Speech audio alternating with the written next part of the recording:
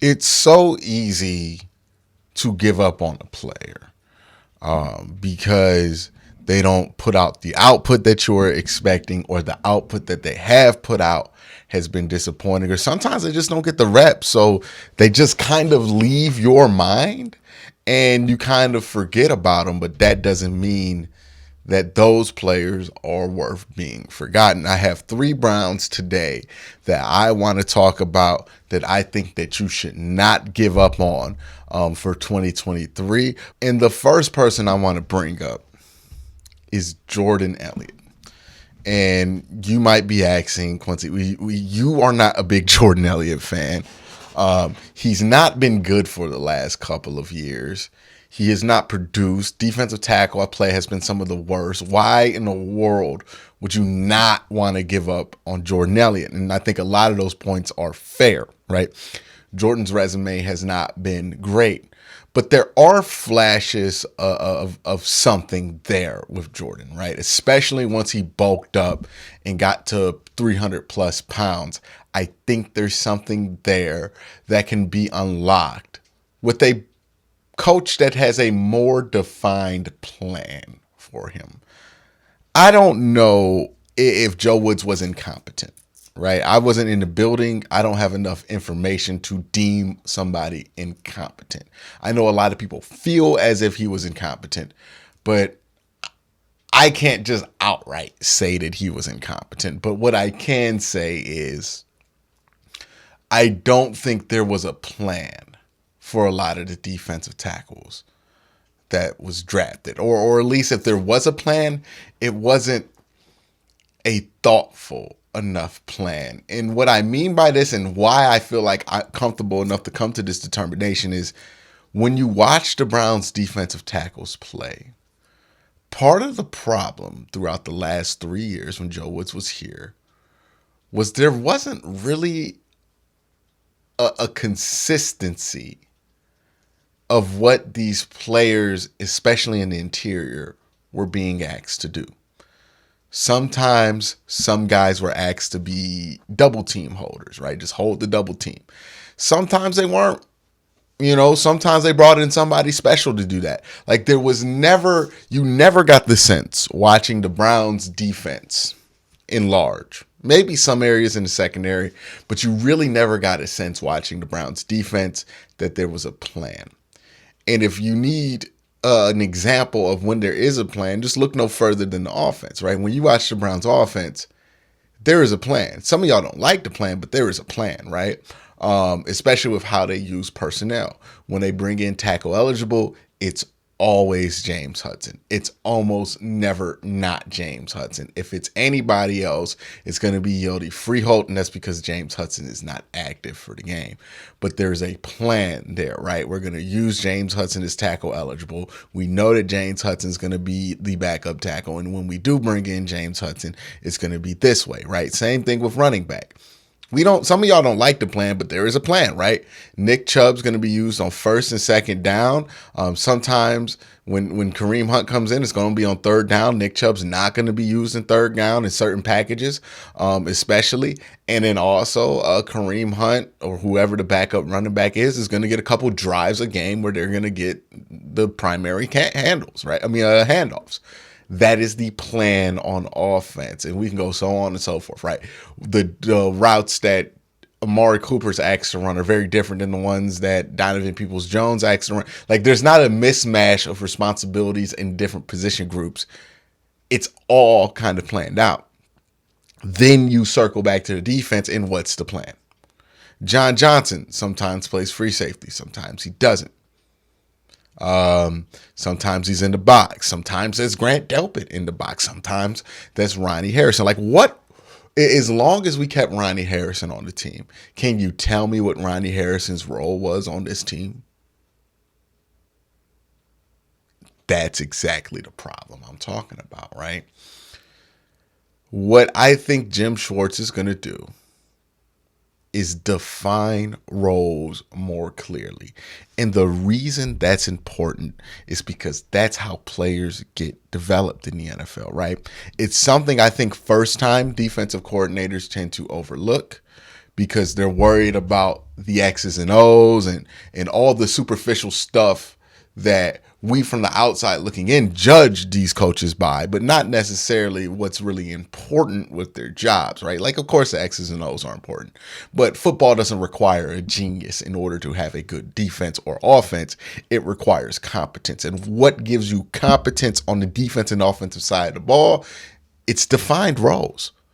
I mean, like, you can look at Bill Belichick and call Bill Belichick a genius because he does this and this. He will tell you himself the best thing that he does is when he gets a player, he gives them a role. He says, this is the plan for you.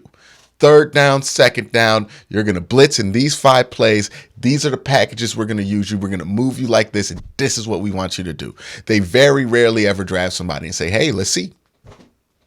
There's a plan. And now back to Jordan Elliott, and why I think Jordan Elliott can be much better this year is I think there's enough there that a guy like Jim Schwartz can look at Jordan Elliott and go, there's a plan for you. I have a plan for you. I'm going to ask you, instead of asking you to do all the things like they did last year, right? They wanted all the defensive tackles to do 5 different things. Instead of doing that, Jordan, we're going to figure out the 3 things that you're really good at. Because if you watch Jordan Elliott, it's evident that he's really good at a couple of things. So, Jordan, you're good at these 3 things. We're just going to have you do these 3 things. That's your role. Perfect that role. Be the best you can be at that role. I think Jordan Elliott, there's a lot more to squeeze out of him because I think we have been obsessed trying to make Jordan Elliott a 5-tool player. But he's a 3rd round pick. And you don't find 5-tool players in the 3rd round.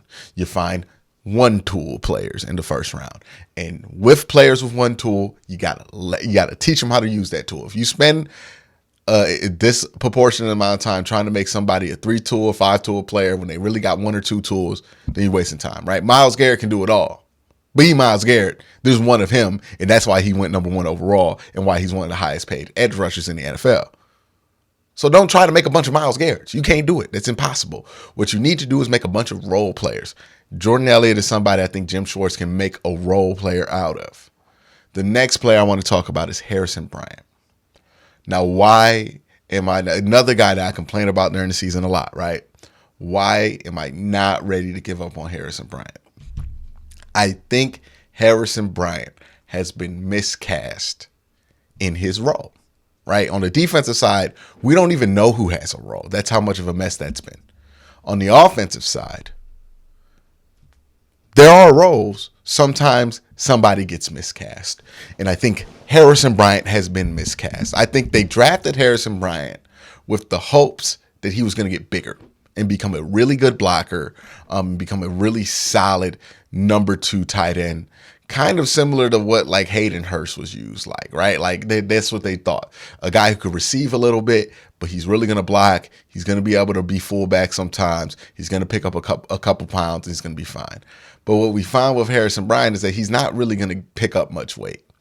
So in the Browns system as it's currently constructed, his role isn't really useful because he's just not that good of a blocker. You can't leave him out there one-on-one with the edge sometimes, which if you're going to run a lot of play action rollout, your tight ends are going to be left on the island with the edge once or twice a game. They have to be able to hold up. Harrison Bryant's not big enough to hold up. So why now do I think he's going to have a breakout? It's not like the Browns changed the offensive coordinators. And that is because of the looming presence that is Deshaun Watson and the changes that will happen because of Deshaun Watson. This team is going to go from a team that runs a lot of under center plays, a lot of single and high formation and all that, to a shotgun team. That's just going to be the change. They're going to run out of shotgun more often. And I think Harrison Bryant is much more useful as a tight end out the gun. I think he's a slip and slide, find the seam guy. I don't think he's a line in and block and then I'm going to go run a route guy. I think the offense with Deshaun is going to better suit him. And he's going to find himself to have a good year. And what's a good year for Harrison Bryant? I would say like 300 yards or something like that, 400, 500. But I think he's going to have himself a solid year and we're going to walk away thinking, hey, Harrison Bryant was useful this year. That doesn't mean he gets re-signed, but I do think Harrison Bryant still has some use. The last guy I'm going to go, and then people have only really given up on this player because Ethan Posick has been so good, and that's Nick Harris. Now, I'm going to use Ethan Posick. Some people have gone one or two ways with this, right? Either you use Ethan Posick's success to say we must keep Ethan Posick, or you can use Ethan Posick's success to say, we can kind of sign anybody to be the center of this football team, and it will kind of be okay. There are two realities that the Browns are up against. One, the reality of the salary cap. You cannot have 4 or 5 offensive linemen signed to big money deals. That's just not sustainable. No team does that. 2, it's not going to require that spectacular of an athlete, that spectacular of a center, or at least it should not require that spectacular of an athlete or center to survive in between Wyatt Teller and Joe Bitonio. If you're going to pay Wyatt Teller and Joe Bitonio and maybe a left tackle, then Wyatt Teller and Joe Bitonio have to be good enough to raise the level of play in between them. Point blank, period.